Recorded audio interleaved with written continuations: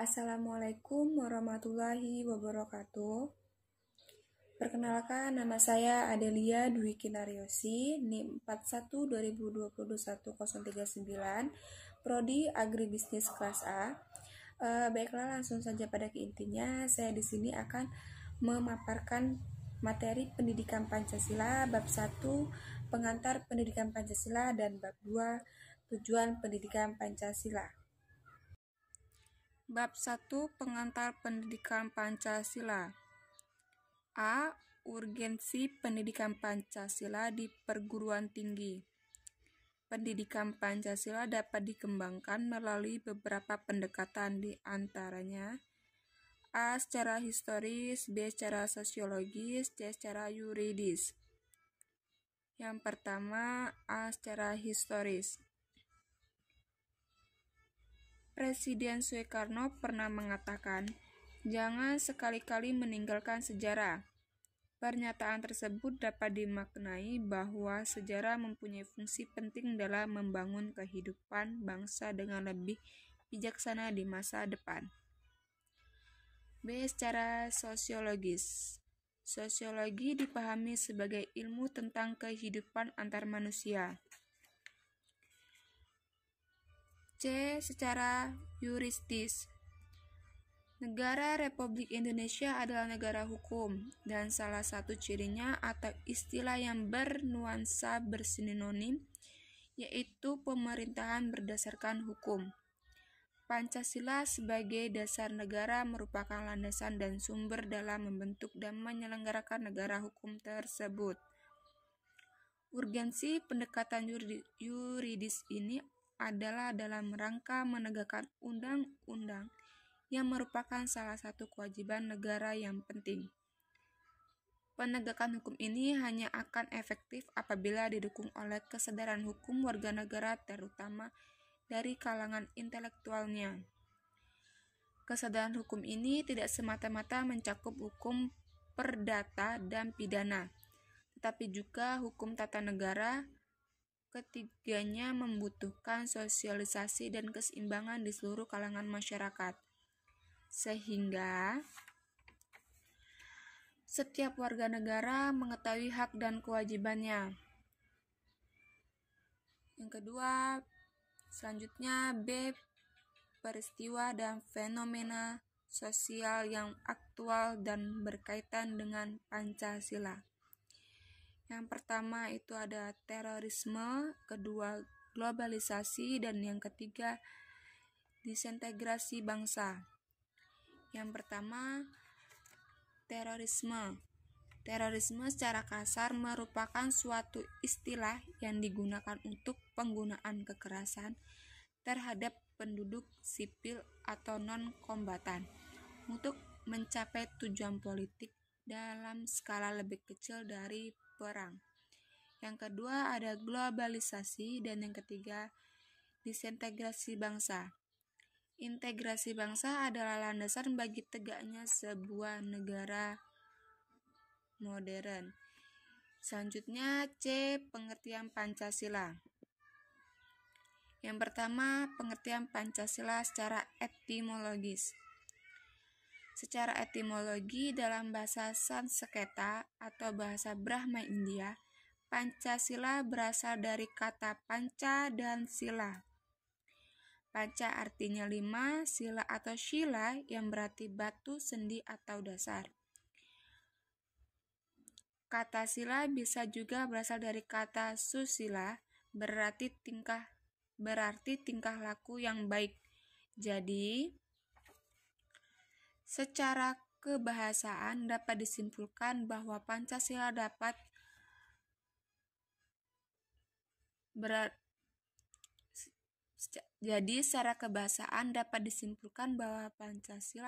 berarti 5 batu, sendi, atau dasar. Yang kedua, pengertian Pancasila secara historis. Pengertian Pancasila secara historis berarti perumusan Pancasila sebagai dasar negara tidak terlepas dari sejarah perjuangan bangsa Indonesia untuk merebut kemerdekaan. Yang ketiga, pengertian Pancasila secara yuridis. Secara yuridis atau hukum, pengertian Pancasila atau 5 dasar terdapat dalam tata urutan atau rumusannya, tercantum dalam alinea keempat pembukaan Undang-Undang Dasar 1945. Rumusan Pancasila tersebut yakni yang pertama, ketuhanan yang Maha Esa, yang kedua, kemanusiaan yang adil dan beradab, yang tiga, persatuan ke-Indonesia, keempat, kerakyatan yang dipimpin oleh hikmat kebijaksanaan dalam permusyawaratan perwakilan, dan yang kelima, keadilan sosial bagi seluruh rakyat Indonesia.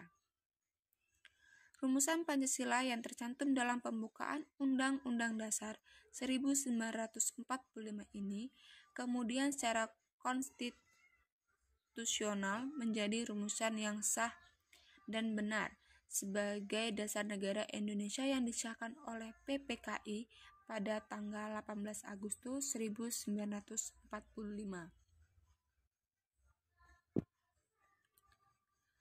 Selanjutnya, D. Landasan pendidikan Pancasila. Pancasila adalah dasar falsafah negara Indonesia sebagaimana tercantum dalam pembukaan Undang-Undang Dasar 1945. Oleh karena itu, setiap warga negara Indonesia harus mempelajari, memahami, mendalami, dan mengamalkan dalam segala bidang kehidupan. Yang pertama di situ ada landasan historis. Adalah fakta-fakta sejarah yang dijadikan dasar bagi pengembangan pendidikan Pancasila, baik menyangkut formulasi, tujuan, pengembangan, materi, rancangan model, pembelajaran, dan evaluasinya. Yang kedua, landasan kultural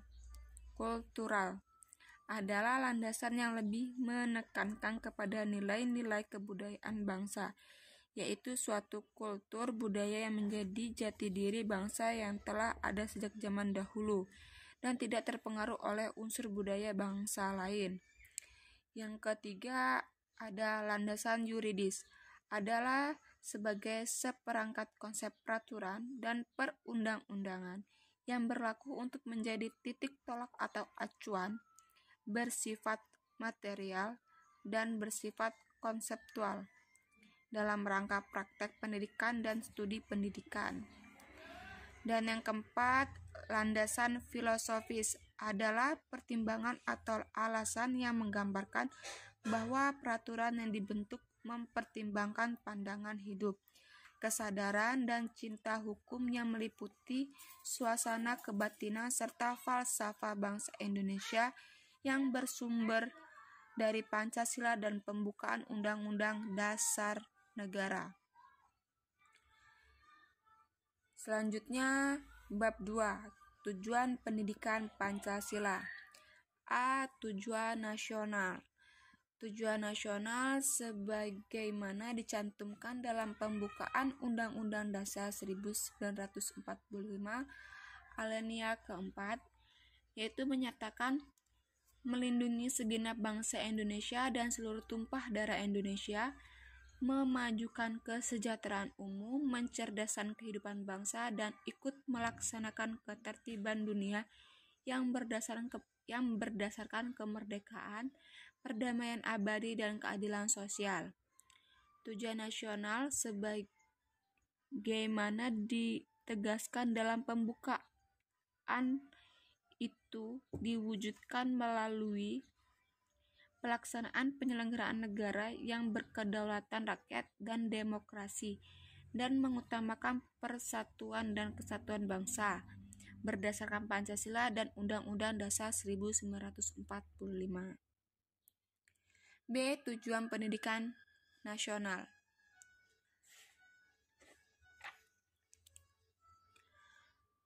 Undang-Undang Nomor 2 Tahun 1989 tentang Sistem Pendidikan Nasional Pasal 4 dinyatakan tujuan pendidikan nasional yaitu pendidikan nasional bertujuan mencerdaskan kehidupan bangsa dan mengembangkan manusia Indonesia seutuhnya, yaitu manusia yang beriman dan bertakwa terhadap Tuhan Yang Maha Esa dan berbudi pekerti luhur, memiliki pengetahuan dan keterampilan kesehatan jasmani dan rohani, kepribadian mantap dan mandiri, serta tanggung jawab dan kemasyarakatan dan kebangsaan.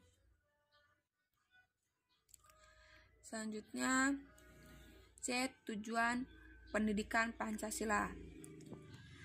Secara umum, tujuan utama pendidikan Pancasila adalah untuk menumbuhkan wawasan dan kesadaran bangsa dan bernegara, sikap dan perilaku cinta tanah air dan berkesediaan kebudayaan bangsa, wawasan Nusantara, serta ketahanan nasional dalam diri kita yang sedang mengkaji dan akan menguasai ipteks. Secara khusus, tujuan Pancasila terkandung dalam tujuan pendidikan nasional, yakni meningkatkan kemanusiaan yang berkualitas, berinak, berbudi pekerti luhur, berkepribadian, mandiri, maju dan tangguh, cerdas, kreatif, keterampilan, berdisiplin, dan profesional. Di samping itu, menurut hasil lokakarya mata kuliah Pancasila 1978, tujuan perkuliahan Pancasila perguruan tinggi adalah: pertama, mahasiswa mengerti dan menghayati tentang Pancasila yang sah dan benar sebagaimana yang telah dirumuskan secara formal dan pembukaan Undang-Undang Dasar 194 alinea keempat. Yang kedua, mahasiswa mengamankan Pancasila dari segala macam bahaya dari manapun datangnya. Yang ketiga, mahasiswa dapat mengamalkan Pancasila dalam kehidupan sehari-hari dan bermasyarakat sesuai dengan keahliannya masing-masing. Dan yang terakhir, mahasiswa ikut aktif berperan dalam mengusahakan kelestarian Pancasila, pandangan hidup bangsa dan dasar negara Republik Indonesia. Selanjutnya, D. Misi dan visi pendidikan Pancasila. Yang pertama, misi pendidikan Pancasila. Misi pendidikan Pancasila di perguruan tinggi menjadi sumber nilai pedoman bagi penyelenggaraan program studi dalam mengantarkan mahasiswa mengembangkan kepribadiannya. Visi pendidikan Pancasila bertujuan membantu mahasiswa agar mampu mewujudkan nilai dasar agama dan kebudayaan serta kesadaran berbangsa dan bernegara dalam menerapkan ilmu, pengetahuan, teknologi, dan seni yang dikuasai dengan rasa tanggung jawab kemanusiaan. Baiklah, cukup sekian materi pendidikan Pancasila yang dapat saya sampaikan. Apabila ada kata-kata saya yang salah, saya mohon maaf. Saya akhiri. Nun wal qalam yoma yasturun. Wassalamualaikum warahmatullahi wabarakatuh.